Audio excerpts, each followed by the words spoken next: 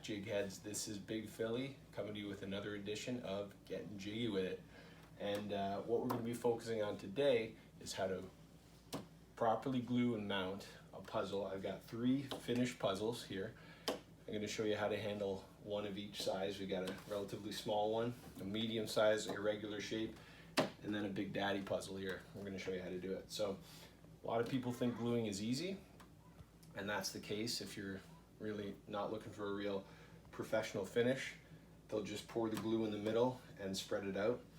What we do on Getting Jiggy with It is we flip the puzzles and we glue on the back. That way you don't ruin the veneer or the lacquer finish on the puzzle. You prevent curling on the front of the puzzle. If you want any of that, it'll curl on the back towards whatever you're mounting rather than going away. So we've got a small puzzle here. Most times this would be catch and release. You do the puzzle, put it back in the box, but some kids really like to, put these up in their room. So we're going to show you how to do one of this size. This one's slated for my daughter's room, so we're going to hang it on her wall. So we're definitely going to need to glue this one and mount it, and the fact that it's circular provides some challenges. And then this one is for the man cave, down in the den. It's a big old puzzle, and it's definitely going to be tricky to get mounted if it's not glued properly. This one also, if you glue the front, you can really ruin a lot of the look of the puzzle, because a lot of it depends on sort of the glossiness and the shine that you get, and if you glue it irregularly, it just won't look right. So let's jump into it. The first puzzle here, you might think that's pretty easy, but what I like to do is I like to use what I call a flip board. So we're going to bring that in. You can get these on gettingjiggywithit.com. And the way this works is you can operate it with one hand. You're going to put it at the edge of the table. There's a flat. You want to make sure you have the flat side against the edge of the table. Okay. Cameraman want to come zoom right in here. And you're going to transfer the puzzle slowly onto the flip board. Let it come down a little bit. You're going to slide it right on. It's going to fit most kid-sized puzzles. Okay. You can see there, nice and easy. So you'll see there's a midline here where you get a clamshelling effect, and kind of like when you're cooking burgers at McDonald's back in the day, you're going to flip that clamshell right over. Okay. And then take the puzzle, you got a nice flat surface, and flip it, and there you are. You got the back of the puzzle. So you're going to let that open. You're going to take your puzzle glue. Okay. Some people like to use Mod Podge. I mean, I'm not a crafter. Serious jigsaw puzzle person is going to use your puzzle glue with your scraper. But when you're doing the back side of the puzzle, it's not quite as important to get that even distribution, because no one's going to see it. Again, another reason I like to do it this way. So you're going to spread it out, and then that is that. Hang it wherever you want. Okay, so we're going to put that aside for now. Okay, and then we're going to move on to this puzzle. So this is irregularly shaped, and that flip board won't work on it.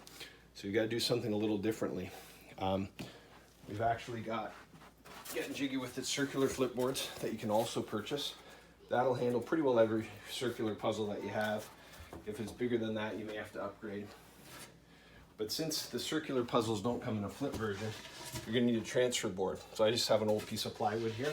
I'm going to do the same thing. I'm going to push the flat end up against the table. Apply a little pressure. Oh, heads up.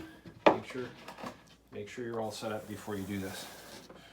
You may want a second hand, but I've been doing this for a long time, so I'm able to do it on my own.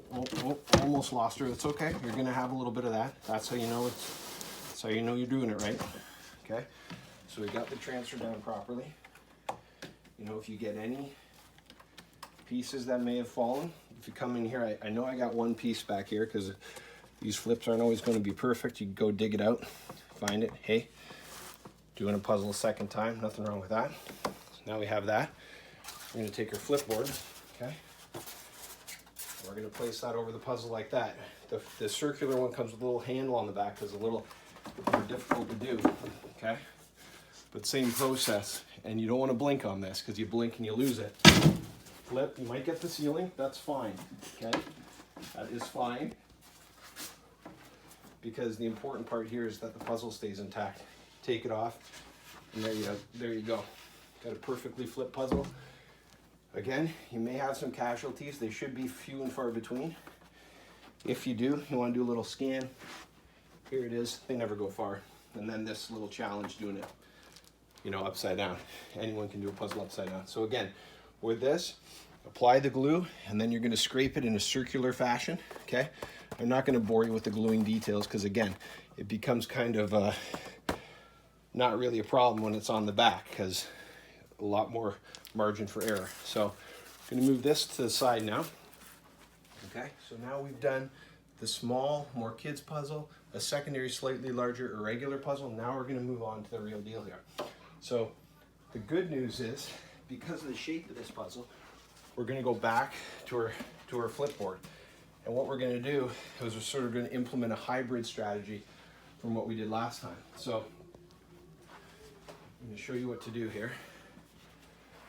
This puzzle presents a bit of a challenge because of its size, but the setup that I have here works well, because I'm going to move this bench over, and then I'm going to kind of rest the puzzle there on the bench, give me a little bit of leverage. The tricky part of most of these is getting it transferred to the backer board. But this is working pretty well. Transfer it over, a little bit of pressure. There you go. That probably would be your second person in an ideal scenario, but again, I got a lot of experience doing this. So now you're going to go back to your flip board, but you're not going to use it in its flip capacity, okay? You're going to use it in its full-fledged capacity, like that. Now we've covered it with our flip board. Now we learned a little something from our last flip. When we went vertical, we caught the ceiling, okay? We're gonna go hoe on this one, flip it horizontally. Now, for ideal results, you wanna back this puzzle down as close to the edge of the backing board, because if it does slip, it has the least amount to fall, okay? So what we're gonna do is we're gonna work on the flip now, okay? Here we go.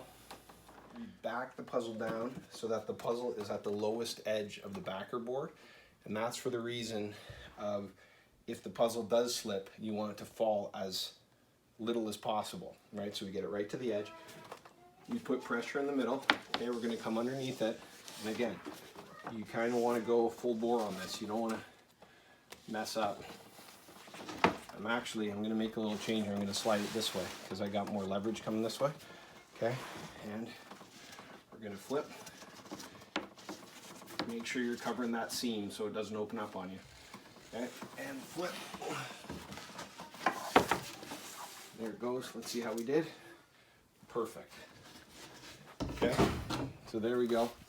And what we're going to do now is apply some glue. Okay, again, apply some glue to the middle of the puzzle. Again, doesn't matter how much you really have. And you know, you don't always have the piece that comes with the glue because it may be a long time. I got a coffee shop gift card here, and I'm just going to spread it out. Works the same. Sometimes you have to improvise. Okay. So you're just going to spread it out, and you can see I'm a lot less worried about distribution because I'm working on the back of the puzzle. Just want to get it all. Oh, that one came out, so you want to be careful on how hard you press. But get it all in there. It's a strange puzzle because the back of the puzzle has a strange coloration to it. Kind of hard to tell what you've done. Just go with it. You got to give glue to everything, even if the coloration is different. It looks like it already may be glued. It's not always the case. So get in there. If you need to add a little bit more, I'm not going to do the whole thing because we don't have all day.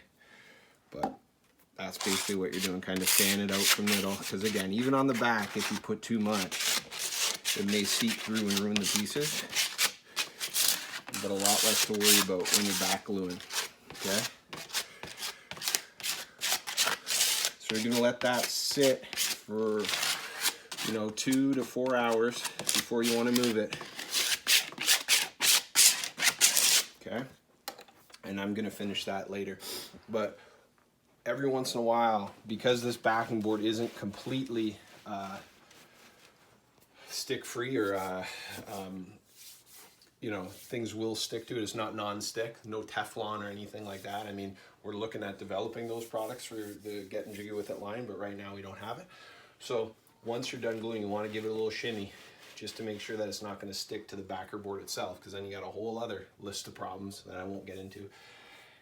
Then come over after 2 to 4 hours, give it a little jostle, see if any of the pieces are, because these big 1,000-piece puzzles with the tiny pieces can be very delicate. So make sure you get it in all the grooves. Then you're done. You can mount them in a number of different ways.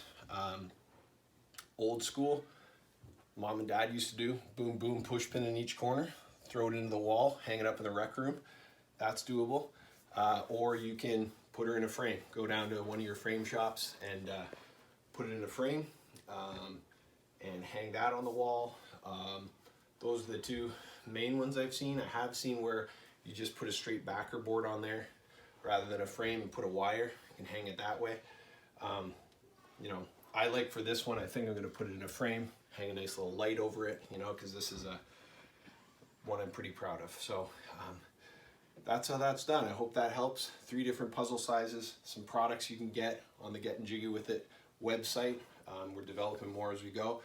I want to shout out to Ryan Mary and Heather Verns, 2 of my biggest fans, certified jig heads, and also my sister Diana Fusaro. She got some killer Bob's Burgers puzzle collection that I might highlight in a future episode. I've never watched the show myself personally, but the puzzles look great. So hey, I'm a fan. So that's it. Thanks, jig heads. Tune in for my puzzle with me Friday nights. It's going to be a good one. I hope this helped. Subscribe and comment below on what you thought of these techniques and if you're going to be picking up any of these products. That's all I got. Remember, I'm Big Philly. We're getting jiggy with it all the time, and I'm out.